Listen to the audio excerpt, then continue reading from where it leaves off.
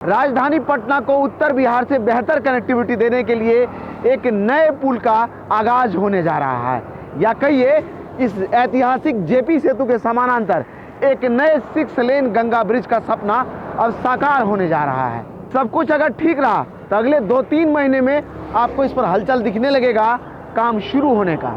आपको बताते चलें कि लगभग 3000 करोड़ की लागत से इस जेपी सेतु के समानांतर यानी इस ब्रिज से ठीक पश्चिम में जिधर में हम खड़े हैं, यहीं से एक नया ब्रिज बनना है, जिसके लिए लगभग 3000 करोड़ रुपए का अलॉटमेंट हुआ था। खबर यह है कि इस टेंडर के लिए लगभग 30% कम पर अशोका बिल्डकॉन नाम की कंपनी तैयार हो गई है कंस्ट्रक्शन के लिए।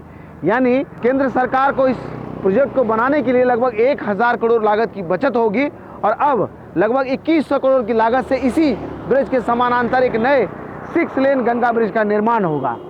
इसके बन जाने से फ़ायदा क्या होगा ये हम आपको बताएंगे, लेकिन सबसे बड़ा क्या होगा, इस जेपी सेतु के समानांतर एक नया 6 लेन का ब्रिज बनेगा तो यहाँ पर राजधानी पटना को 8 लेन की कनेक्टिविटी मिलेगा।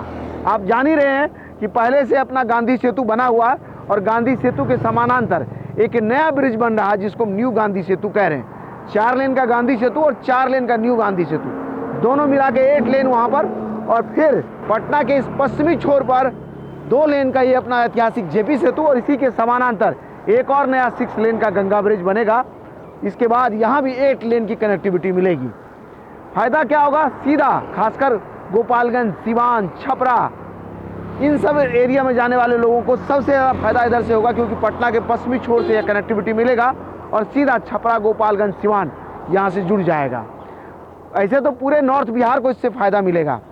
लगभग 4.5 किलोमीटर लंबा और 7 किलोमीटर के इस प्रोजेक्ट पर निर्माण कार्य शुरू होने के लिए समझ लिए हरी झंडी मिल गया है और अब सब कुछ अगर ठीक रहा, कैबिनेट से मंजूरी मिलने के बाद अगले 2 से 3 महीना में आपको इस प्रोजेक्ट पर हलचल दिखाई देने लगेगा काम शुरू होने का।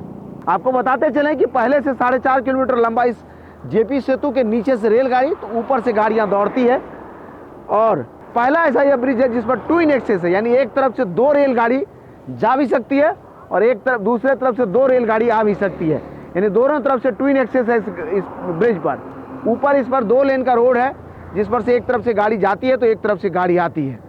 तो समझ सकते हैं कि अगर यहीं पर 6 लेन का एक और गंगा ब्रिज बनता है तो राजधानी पटना को उत्तर बिहार से एक बेहतर कनेक्टिविटी मिलेगा। खासकर गोपालगंज, सिवान, छपरा, इन सब जिले के लोगों को सीधे यहाँ से सहूलियत होगा, क्योंकि गांधी सेतु से अगर बड़ी गाड़ियाँ घूम करके अभी जाती है तो लगभग 5 से 7 किलोमीटर का एक्स्ट्रा ट्रैवल करना होता है। ऐसे में अगर यहाँ 8 लेन का यह गंगा ब्रिज होगा तो सीधा उधर से बसें आएंगी और यहाँ से कनेक्टिविटी मिलेगा। राजधानी पटना का सबसे बड़ा ट्रैफिक हब हो जाएगा ये जगह जहाँ पर मैं खड़ा हूँ। ये कैसे हो जाएगा हम आपको एक बार समझा देते हैं। जहाँ हम खड़े, ये पटना मरीन ड्राइव का हिस्सा है और यही आगे जा करके दीघा एम्स कॉरिडोर से मिल जाता है।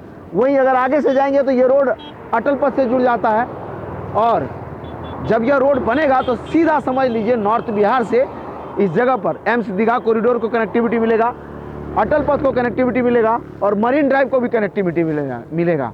ऐसे में जब आने वाले समय में यहाँ 2 लेन के जगह 8 लेन का गंगा ब्रिज होगा तो समझिए कि बड़ी गाड़ियाँ भी इधर से आएंगी और इस कॉरिडोर के जरिए पटना के हर हिस्से में जा पाएंगी और पटना के हर हिस्से से बड़ी गाड़ियाँ नॉर्थ बिहार की तरफ जाएगी। इससे बड़ा फायदा क्या होगा, उत्तर से दक्षिण बिहार की कनेक्टिविटी बड़ी मजबूत होगी और जो उत्तर और दक्षिण बिहार को ये गंगा नदी 2 भागों में बांटती है, हमने कहा कि अगर 3-4 सालों में ये सारे ब्रिजेस बन जाएंगे तो नॉर्थ और साउथ बिहार नाम का कोई शब्द नहीं रहेगा, संपूर्ण बिहार की परिकल्पना साकार होगी।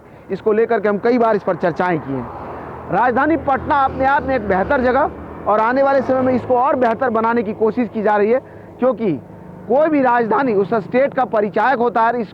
इसके मद्देनज़र इसका विकास बड़ी तेज़ी से हो रहा है। खासकर यहाँ जेपी सेतु के समानांतर एक और 6 लेन का गंगा ब्रिज बनेगा तो उत्तर से दक्षिण बिहार और करीब आएगा और राजधानी पटना से बेहतर कनेक्टिविटी मिलेगी आम लोगों को। बदलते बिहार की तस्वीरों के साथ हमेशा आपके साथ हम होते हैं और इस तरह के और वीडियोज़ को, या कहिए तो इस तरह की और तस्वीरों को देखने के लिए आप चाहें तो यूट्यूब पर वे फॉर यू के साथ बने रह सकते हैं। अगर आप हमें फेसबुक पर देख रहे हैं तो हमारे पेज को लाइक कर सकते हैं। इंस्टाग्राम और ट्विटर पर भी हमारे साथ जुड़िए, वहाँ हमेशा हम अवेलेबल होते हैं। हाँ, वो लोग जो हमारे लिए दुआएं करते थे उनको बता दें कि सकुशल हूँ और आप ऑन लोकेशन आपके लिए फिर से वीडियो शूट करने लगा हूँ। ठीक ठाक अगर हो जाऊँगा तो बिहार के कोने कोने की तस्वीरें आपके लिए रिकॉर्ड करूँगा और उसे लेकर आऊँगा।